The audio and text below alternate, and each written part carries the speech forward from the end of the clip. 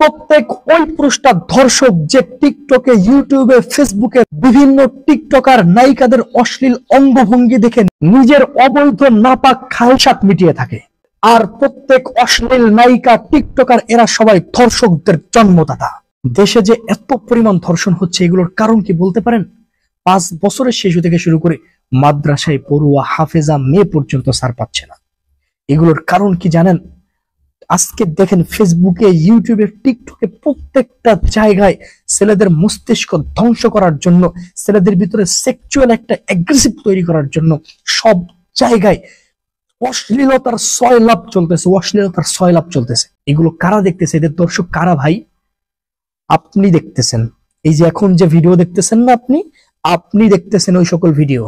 অল্প কিছু মানুষ বাদে 99.99% 1000 জনের মধ্যে একজন পাওয়া যাবে যে দেখে না। আর যারা অতিরিক্ত, যাদের মন মানসিকতা অতিরিক্ত খারাপ, তারা ওইগুলো দেখে নিজেকে কন্ট্রোল করতে না পেরে ধর্ষণের পথ বেছে নিচ্ছে।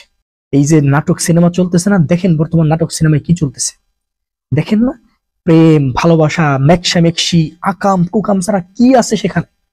এইটা থেকেই ধর্ষণের উৎপত্তি হচ্ছে, এখান থেকেই ধর্ষক তৈরি হচ্ছে। এগুলো বন্ধ না করলে না, জীবনেও কোনোদিন দেশের থেকে ধর্ষণ বিদায় দিতে পারবেন না, জীবনও না, লিখে নিতে পারেন। আর যদি এই সকল কিছু বন্ধ হয়ে যায় তাহলে দেখবেন ধর্ষণ 1% নেমে আসবে। এই যে সোকল সেলিব্রিটি মেয়েরা আছে না, নিজেদেরকে সেলিব্রিটি মনে করে, নিজেদের অঙ্ক দেখিয়ে পুরুষদের মনোরঞ্জন করে, এরা আবার ধর্ষণের বিরুদ্ধে প্রতিবাদও করে, পোস্ট করে, এরা ধর্ষণের বিরুদ্ধে কথা বলে, অথচ এরা ধর্ষণ করানোর জন্য উদ্বুদ্ধ করছে। প্রত্যেক ওই পুরুষটা ধর্ষক যে টিকটকে, ইউটিউবে, ফেসবুকে বিভিন্ন টিকটকার নায়িকাদের অশ্লীল অঙ্গভঙ্গি দেখে নিজের অবৈধ নাপাক খালসাত মিটিয়ে থাকে।